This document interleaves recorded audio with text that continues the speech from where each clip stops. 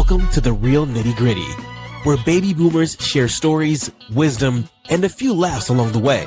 Elle McLeod is your host, inviting you to join candid conversations that celebrate our journeys, lessons learned, and the timeless values that bind us. So be sure to like, subscribe, and share, and click the notification icon. Whether you're reminiscing about the good old days or navigating the present, this podcast is your space to connect, reflect, and enjoy the ride.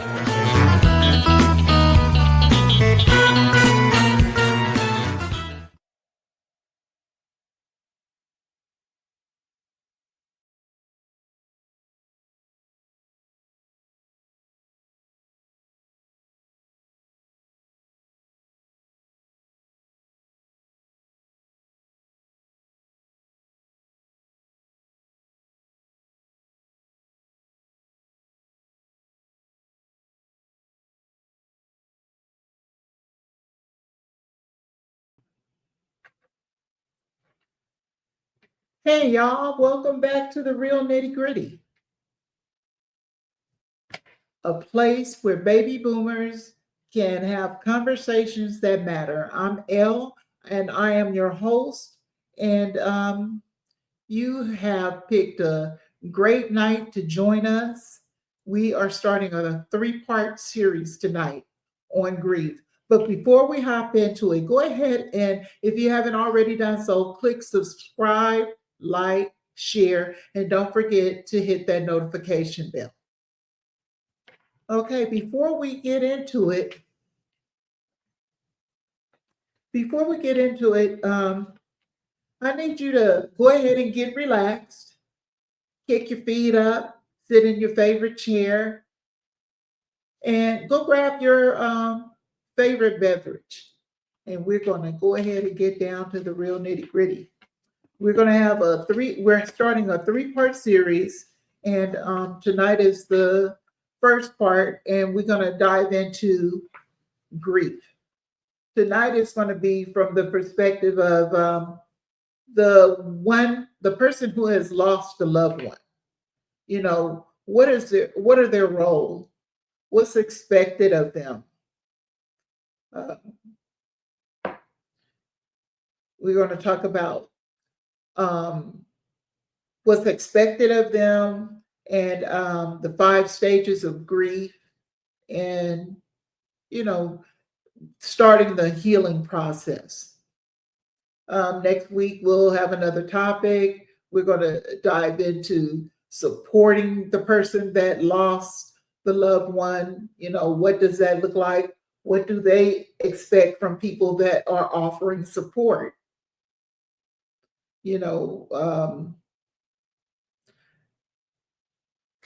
Do they really need people at the house every single day, every waking moment of the day? What do they expect from someone that's offering support? What can you actually do that will help them? And then the third week of the series, we're going to be talking about healing and support as far as group therapy, who's there and who can help them in a professional manner, as well as friends and family. So let's go ahead and get to it. Like I said, today we're talking about one of the hardest things we're going to have to face, which is losing someone who matters to us most. It's a journey that's tied together by sadness, memory, and yes, hope. Let's walk through it together.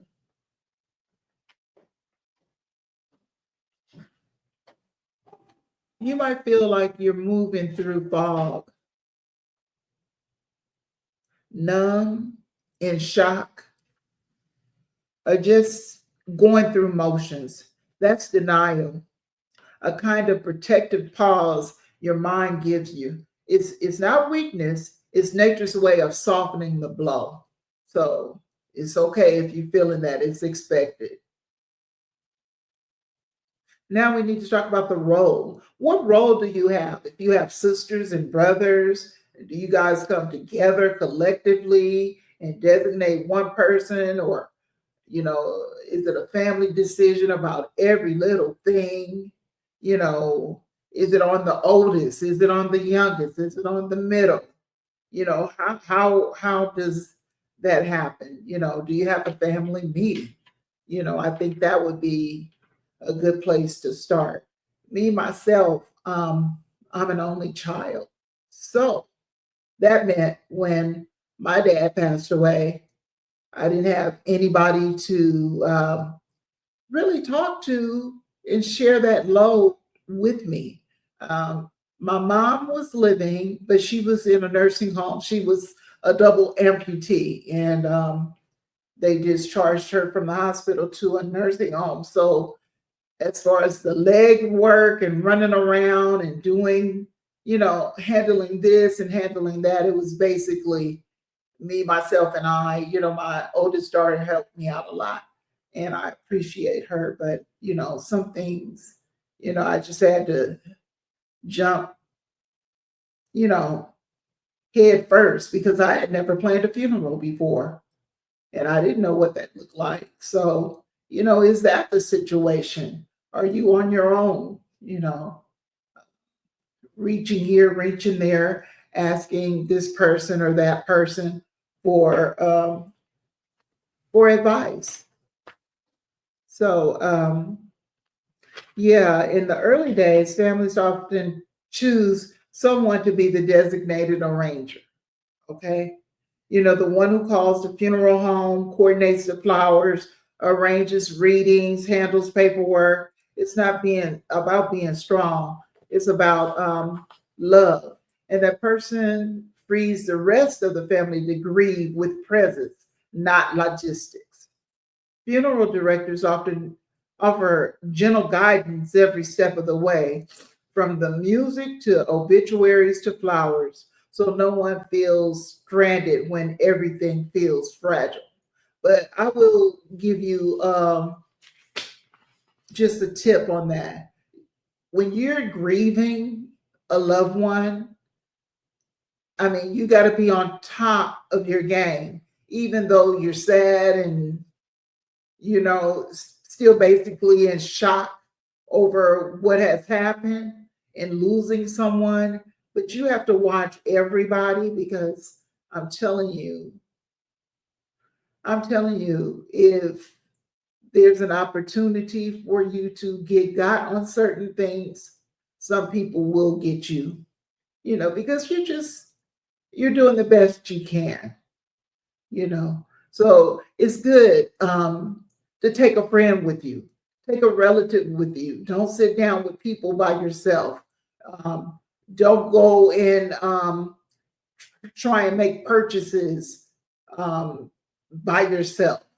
Always take someone with you because another pair of eyes and ears can pick up on something that you may have missed. Okay. So, the 5 stages of grief.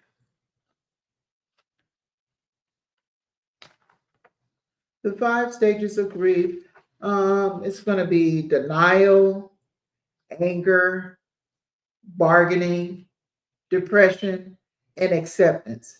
And these are not linear. They're more or less like waves that you ride. It's no specific order that oh, well, I got to be in denial. Oh, I'm supposed to be in anger at this point. Well, wait a minute. I'm supposed to have accepted the loss by this time, or this is the point when. No, it's no set order, and it's no set time frame on any of these. Everyone grieves differently. And what it might take me 2 or 3 weeks to do, it might take you 2 or 3 years. And it doesn't matter because grief is personal and it's individual. So don't feel bad about where you are in the process. Please do not. And then sometimes, you can experience grief. One of the uh, uh, different phases of stages of grief. Sometimes you could be in anger and then you move on and you're thinking you're in the bargaining stage, and the next stage is depression or something, and then you go back to anger. So instead of moving forward to the next stage, you're backing up. It's okay. That's okay too. Sometimes you circle back around a couple of times before you move to the next phase. And that's absolutely fine. But denial, you might feel disconnected or simply say, I can't believe they're gone. That's okay. It's a way of protecting ourselves to say things like that. And that is quite all right. It's denial. That is perfectly fine. In the stage of anger, you might ask, why them? Why now? Or feel irritation with doctors or the fate that fell upon the lost one. That's love's pain finding an outlet. Okay, so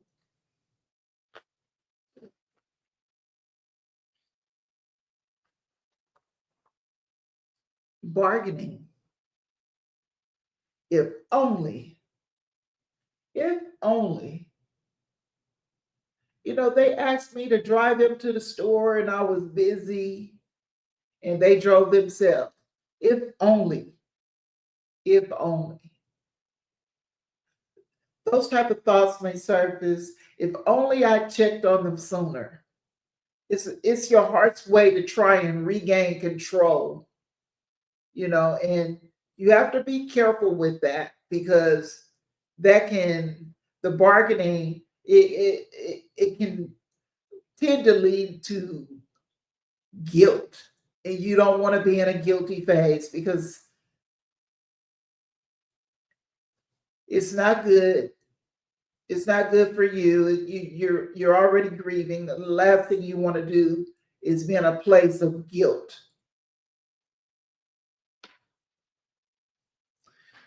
Um, you have to recognize and realize, surely as we're born,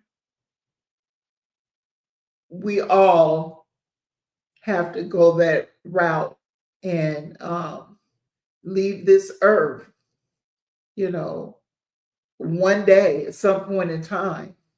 No one lives forever. So you can't feel guilty about you could have saved this person or that person had you only been there or had you did this or had you, if you could have changed this situation or this circumstance.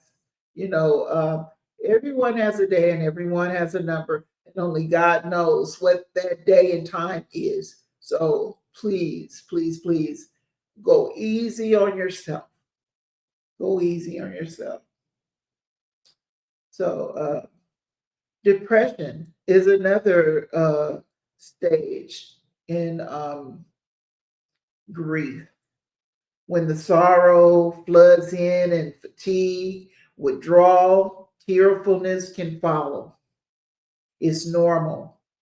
It's clinical depression, and that's part of grief. It's part of grief.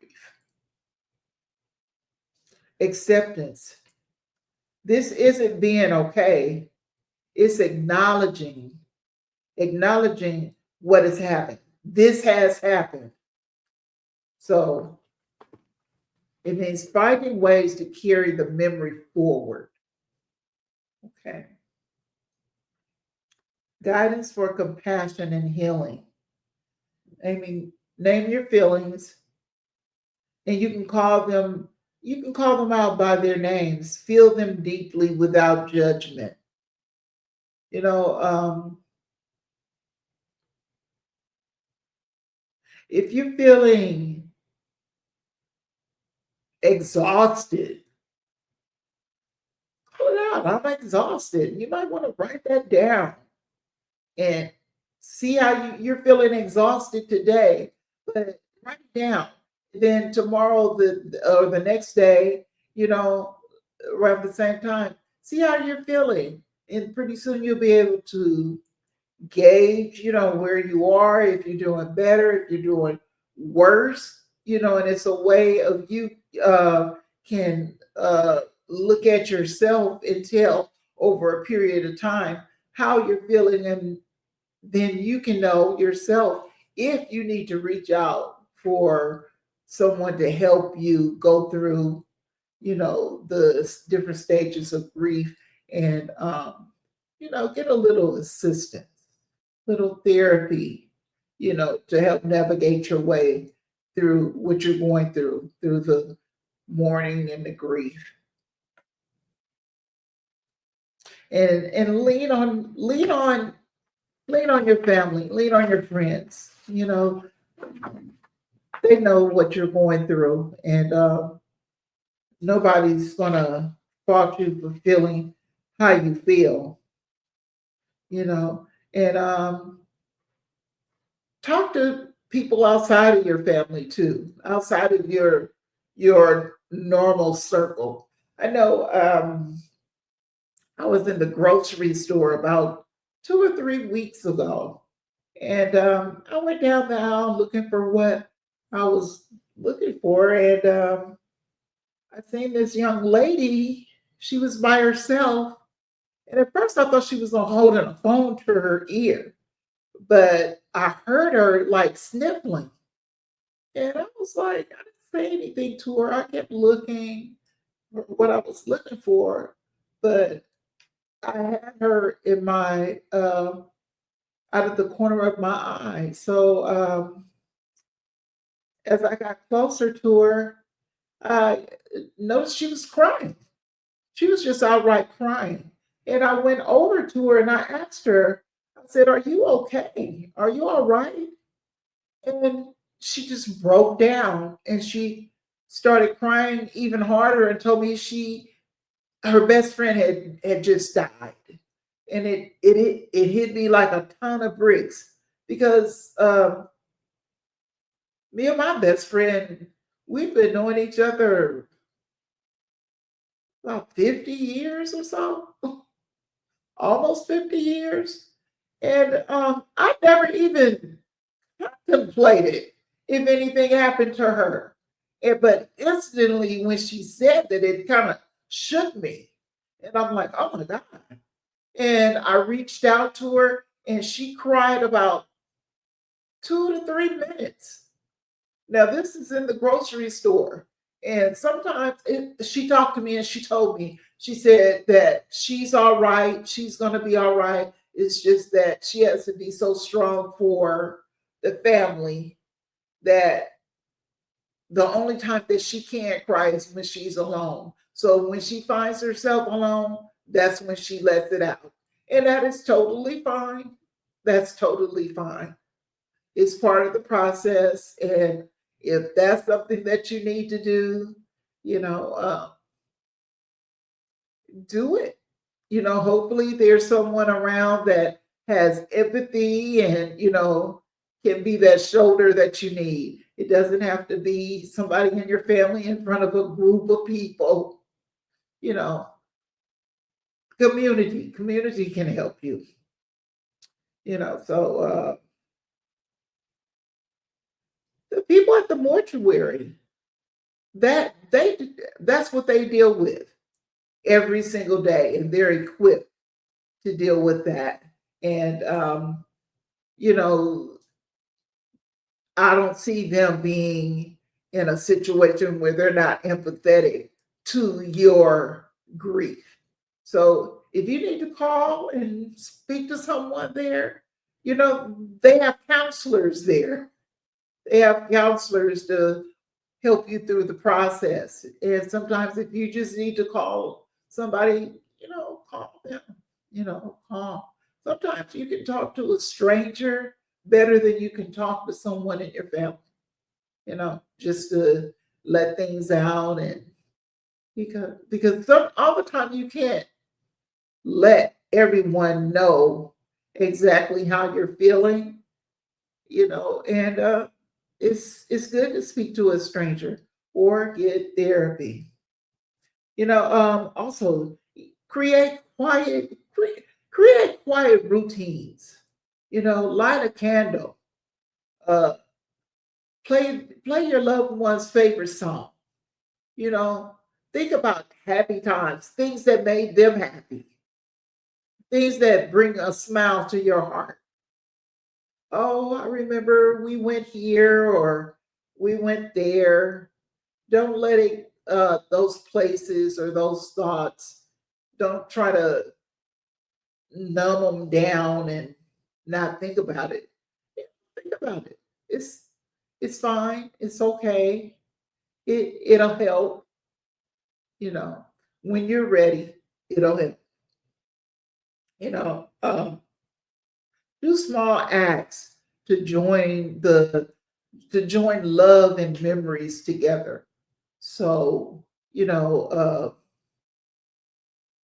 anytime you're feeling like you're about to lose it or something, or you're just feeling extremely anxious because you're missing that person, um, think about something that you love. Think about something that that person loved, and that'll be a good memory. That'll be a good memory for you, and that should help. Again, as I was saying, it's no deadlines. Grief isn't a clock. Let it unfold and let yourself unfold with it. Okay, so don't rush. And we're going to get to it probably next week, the do's and don'ts.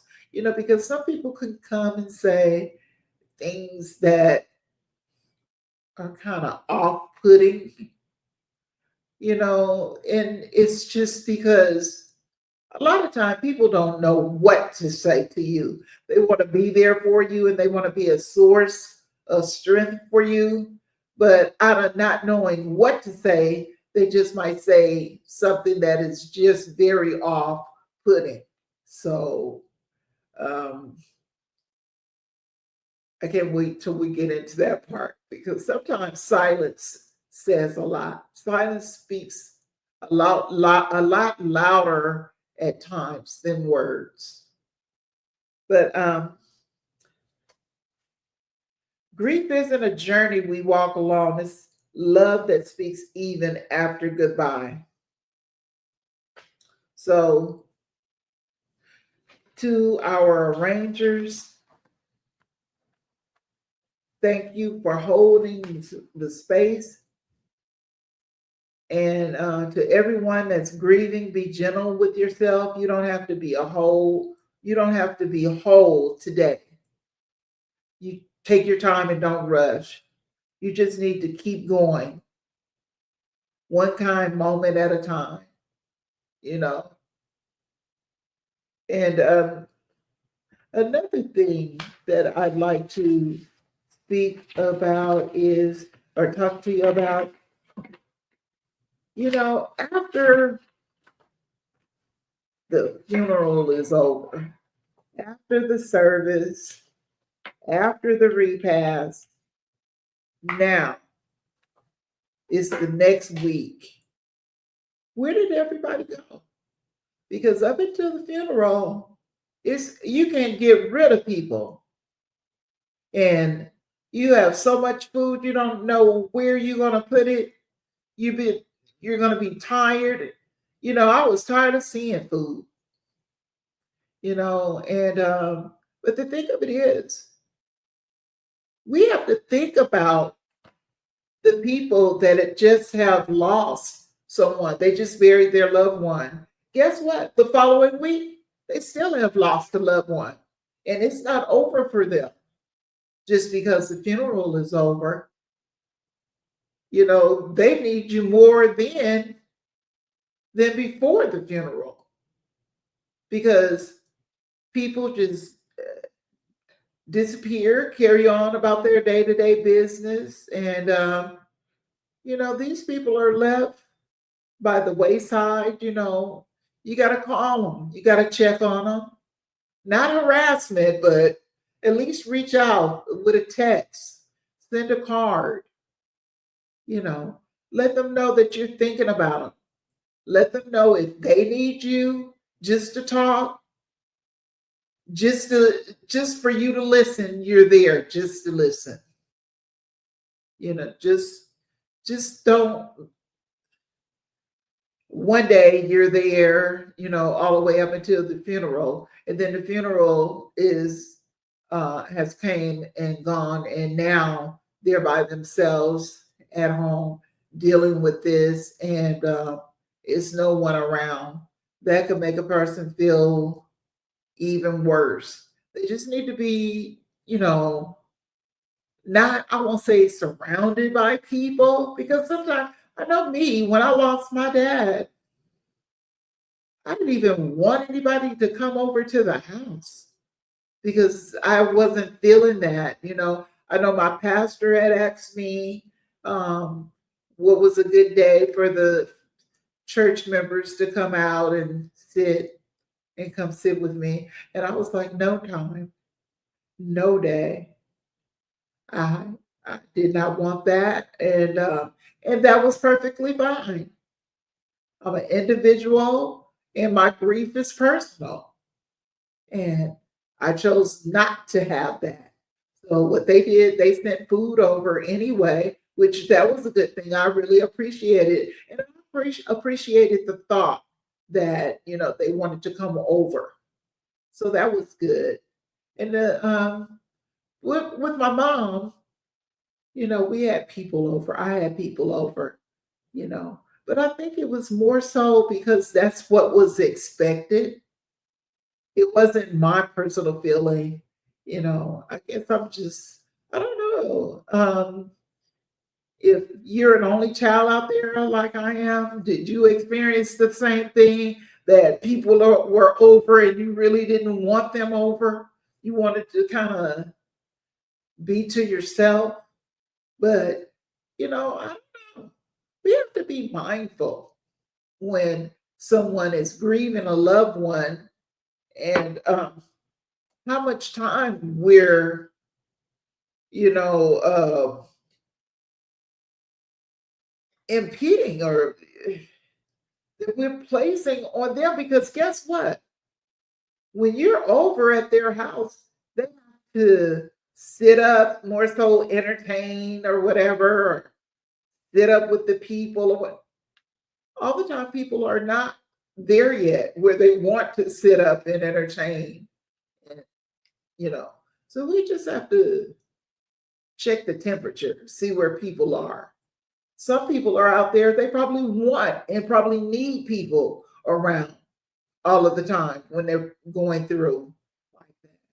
It just, it's personal and it's individual. So you just got to check the temperature, or either ask the person, would you like me to come by? I could be over here at such and so time. And then once you get over there, just don't go over there and sit down and just be sitting up with your arms folded, looking around, being nosy and stuff. Try to make things easier on people. Um, hey, girl, I'm going to go in here in the kitchen and I'm going to tidy up. I'm going to do your dishes. I'm going to put some of this food away. Do you need me to make you a plate? You know, do some things that are really going to make a dent, because they're not feeling at their best. They may not feel like washing the dishes, cleaning up, putting the food away. That's some things that you can do. That's called support. That's called support. And, you don't even have to ask. Just, hey, if you don't mind, I'm going to go in here and go in the kitchen and tidy up a little bit. You know, is there anything else you want me to do? Do you have any ripping and running you need to do? I can go with you. You know, put yourself in that type of space with the person. And then, yeah, be prepared. Also, be prepared. If you put yourself in that space, the person could break down, start crying, mourning the loss of their loved one. And you have to be prepared for that too. And be careful what you say. You know, a shoulder and a hug is always a winner. They need to feel that human connection, you know, just because you have to be careful on the things that you say. We want to respect, and we want to empathize with the person. Not feel sorry for them, but let the person know that you genuinely care, and that you're there for them. So we're going to wrap up this episode, and I hope you enjoyed. I hope that something was said tonight that makes a difference in your life, as you deal with these different things. Dealing with loss is not easy. It's not easy. People losing their parents, losing kids, losing their spouses. It's not easy. It's just not easy. And we have to be there for one another. So we talked about the roles that people play and people have, and how you can come together as a family to decide how you're going to designate one person to do everything and the planning and all of those things, or if this person is going to do this part and that person is going to do that part, come together as a family. Or if you're, an only child like myself, have a good friend, a family member that you're close to help you go through the steps. I think it makes it a lot easier. So yeah, we talked about that. We talked about the 5 stages of grief, that we know that there's no rush. It's no proper way to do it. It's no specific step you got to be at on this day. You got to be on step 1. On this day, you got to be on step 5. It's individual and it's personal. You take as much time as you need. That's the only thing that's going to help you heal. You got to work it through on your own terms. Right. Okay. Well, thank you so much for joining us. You could have spent your Wednesday anywhere but here. And we appreciate that you chose to be here. So I will see you next week, where we will continue our series, and we will be on step 2 of our series on grief. All right. Take care and have a nice night.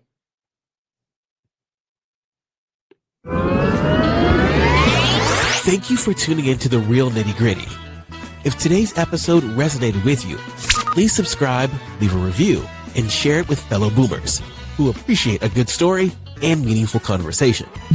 Stay connected with us on Instagram, Facebook, Twitter, and LinkedIn. Remember, every story adds a stitch to the rich tapestry of our generation.